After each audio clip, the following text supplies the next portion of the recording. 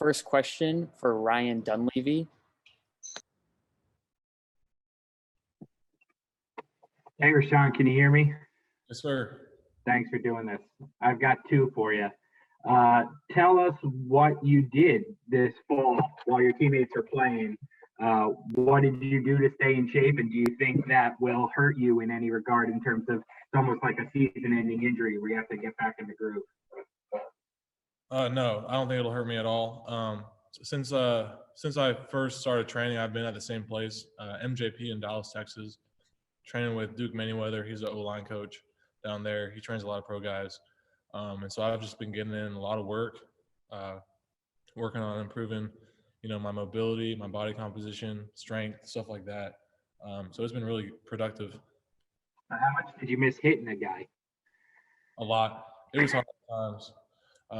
But after today, it's no more 40s, stuff like that. It's all football. So feeling good.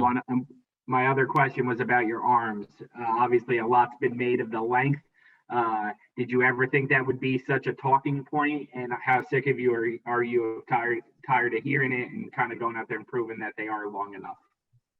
I mean, yeah, it's definitely tiring when you put so much work in, put all that film out of you playing tackle, and then people are going to question it just based off of a measurable. But honestly, as far as the teams I've talked to, they've been pretty honest with me about saying it's not a huge concern from them. So that's been good. Thanks, Rashawn. Yeah, thank you. Next question for Jason Butt. Hey, Rashawn. A lot of people point to your game against Chase Young in Ohio State as why you should be one of the top tackles chosen. But, is there another game that you would say was as good or better that maybe hasn't gotten as much attention? I mean, yeah, that game definitely gets talked about a lot. You look at my career at Northwestern, I've been 37 starts, started as a true freshman, have just gotten better every single year. And so obviously it's more than just that game. Look at 2019 and, Michigan State, Purdue, Iowa, all games, and more. But yeah. And just to follow, when it comes to the next level, how open would you be playing guard or even center? I think I'm the best tackle in the draft. And so I, have a really high level of confidence about that. But at the same time, I'm a team player. So if a team wants to play me at guard, so be it. I'm all for it. As long as that's what's best for the team, I'm happy to play whatever position they need me at. Cool. Thanks. Thank you. Go with Patrick Finley. Hey, Rashawn, I'm curious do you have an appreciation for what it would mean for the program if you were picked in the top 15 or so? I mean, I think they've had one person picked in the top 22 since the NFL merger, 50 years ago. Can you appreciate kind of what it would mean? I mean, yeah, that's honestly something I haven't thought about a lot, but it's pretty cool. And, Northwestern's such a great program. Just a place that, they do everything right here. And the way they develop us as athletes, I think I'm not going to be the last by any means. It's a huge honor to be able to represent them. And, hopefully it's just the start of a new norm. And I'm curious, Fitz told the story about how he offered you tickets to the Big 12 title or Big 10 title game. And you said, no, I'd be a distraction. What, from your point of view, tell us that story. What went into you deciding that to let them just do their thing? I mean, yeah, I made my decision to keep training whenever the season restarted, and it was my decision to see that through. So once I made that decision, I had to give it all to it, and the team knew they had my full support, and I was the first guy watching the game and rooting them on and stuff like that, and they knew that. But at the same time, I took a different path, and I was focused on my training, so that's why. Matt Mayoko. Hey, Rashawn, there's a little bit of talk about the 49ers at number 12 and whether you last that long remains to be seen. But have you had any contact with the 49ers? And what do you feel about your fit in that system where, they put a lot on the plates of the offensive lineman from an agility standpoint, in the run game with the outside zone running game as well as pass protection? I'm all for it. I can do it all. I feel like today I showed that as far as athleticism. I'm all for it. I'd love to be in that kind of scheme. And have you spoken to the 49ers? Yes, sir. And what kind of sense do you get about how you would fit in that culture? 100%. Seems like a really, really awesome organization, just the way they run things. And so that's a positive for sure. Thank you. Aaron Wilson. Hey, Rashawn, how you doing? Good. How are you, Aaron? Well, thanks. Rashawn, I wanted to ask you about some of the things you learned from your dad and his athletic background as an NBA player, and also some of the things that you were able to pick up from just your football time at Clements and here in Houston. Thank you. Yeah, my dad, he's amazing. Just from his experience, he's a guy who came from Houston, went to Wyoming to play basketball, ended up playing in the league and overseas for a bit. And just throughout my life, he's always been that athletic influence. He played center at 6'6", and so he was definitely a grinder. And he taught me everything I know about just work ethic and being able to battle through adversity and stuff like that. And then Clements too. Unfortunately, we weren't able to be a very winning team when I was there, but being part of that program and alongside like Coach Darnell and Coach Knowles, like they taught me so much about, even though things weren't going, the way we wanted to on the field, I learned a lot about, having a vision and being able to see that vision through even when times get tough. And so, yeah, I'm super proud of where I came from. Matt Baker. Hey, Rashawn, obviously you weren't the only high-profile player to opt out this year, but it's a unique thing to this year. What have your conversations been like with teams about that decision? What are they asking you? What are you telling them? Yeah, again, they just asked why I opted out, and I tell them the same thing I told you guys. And usually they're pretty understanding of that. How did you get better, or how are you a better player now because of that than you were in July, August? Yeah, I was a much improved player going into my senior year, but now even more so. Again, just training with Duke, he's a master. Every single day I was learning something new. He taught me how to move more efficiently, how to leverage better, how to just be more powerful and explosive off the ball, stuff like that. And so I've, my technique's shot up since the last time I played. Okay, thank you. Thank you. Cam Inman. Yeah, Rashawn, what NFL player would you pattern your game after or see similarities to? Someone I study a lot is Tyron Smith, just because I really admire the way he takes set angles and stuff like that. I've learned a ton just from watching him. And then a couple other guys, he's retired now, but Joe Staley, Zach Martin, Teron Armstead, Trent Williams even. There's a lot of guys I just, I don't do everything those guys do, but I try to, pick and choose what works for me, and I've learned a lot. What do you see from Joe Staley and Trent Williams specifically? I cover the Niners, so I'm curious what you see in those two guys as left tackles.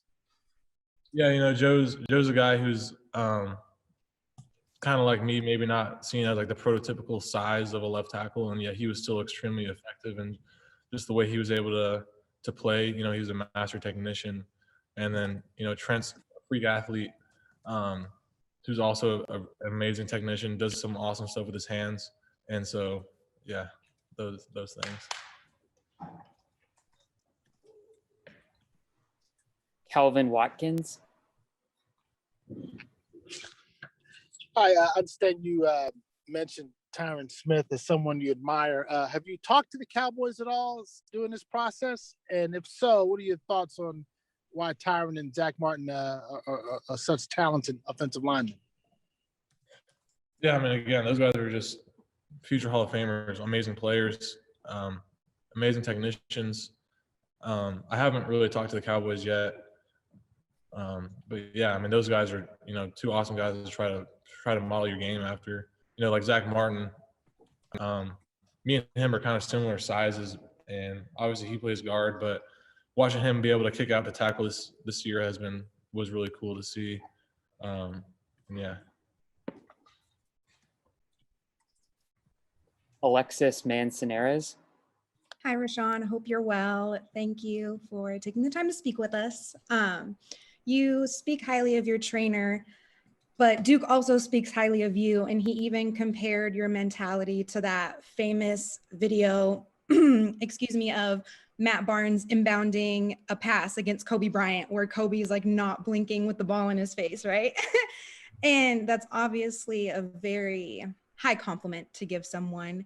How have you created and nurtured that mentality, specifically in the past year, without that added experience of game days? I mean, yeah, Duke's a man, but just that I feel like the unflinching mentality is all just a product of being prepared. You know, like when I feel most confident is when I feel most prepared. You know, when I know I've put in the work, I've done my due diligence, I've studied the film, the technique, and all that. And so really, it's just been, I mean, that's what I've been doing this entire time is, you know, learning more about the game, learning more about technique, and just working, improving my body. And so, yeah, it's all comes down to preparation.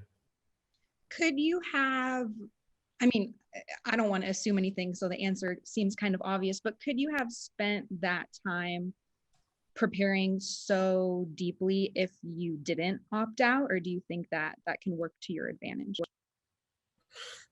I mean, I think it definitely works to my advantage, but you know, either way, I was going to be the same person. I was going to be consistent in my preparation and stuff like that. So it happened to go this way, but you know, things would have gone well both ways, I think. Great. Thank you so much. Best of luck. Thank you. Joe Reedy. Hi, Rashawn. Most of the mock drafts have you going to the Chargers at 13. Just wondering if you've had any discussions with them and maybe if you saw some of their games last year with Justin Herbert. Yeah, obviously, you know, they're on the come up doing some really cool things, but no, I haven't talked to them yet. Okay, thanks. Yes, sir. Jacob Infante. Hey, what's up, Rashawn?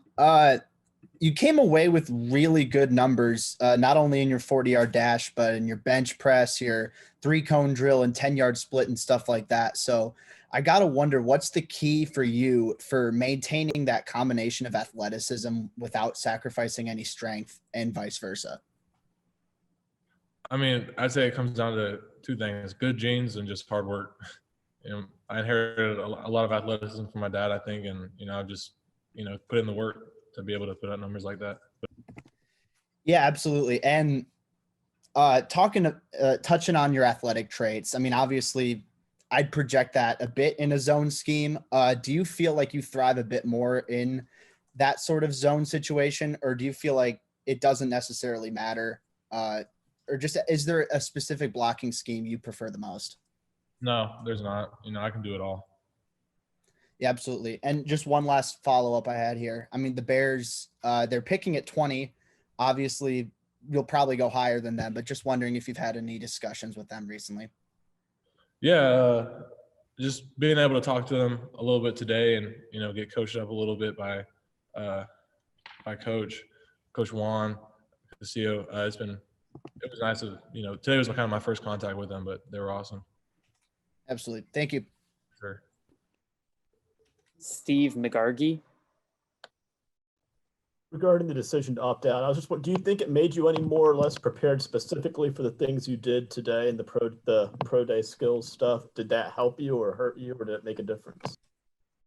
I don't think it made a difference just because we didn't do any combine specific training like 40 or shuttles, stuff like that. In the fall, the whole focus was technique, just as if I was playing a season. I didn't start the combine prep until January when everyone else did. Colleen Kane. Hey, Rashawn, I just wanted to ask you a couple of things about the kind of uniqueness of this pre-draft process, just because of the COVID precautions and stuff. I guess, first of all, what was your reaction when the combine was canceled? And do you think doing it this way with the focus on pro days is any less stressful on prospects? It might be. You know, this is my only time ever doing it, so it's hard to say because I don't have that frame of reference. But it's definitely nice to be able to do it around all my guys. You know, I think we had 11 guys, you know, performing today, and so it was really just cool. And the whole team is here, so being in that environment one last time was really cool. As far as the combine getting canceled, you know, I knew it was a possibility from the start, and so my focus was just being prepared for whatever happens. You know, control what you can control, and so you know, it's unfortunate, but it wasn't something I was super upset about.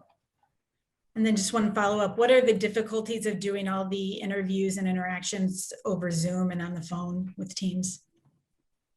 I kind of saw it today, like when you're with a team in person or with a coach in person, like you can be real hands-on, you know, getting into the specifics of technique and stuff like that. And so I'd say that's the biggest thing, is just being able to, like, in person get coached up. It's like, We have time for 2 more questions. Next question, David Sarazi. Hi, Rashawn. What's up? I was wondering, what makes you different from any other top prospect? Again, I just think I'm the most consistent tackle in the draft.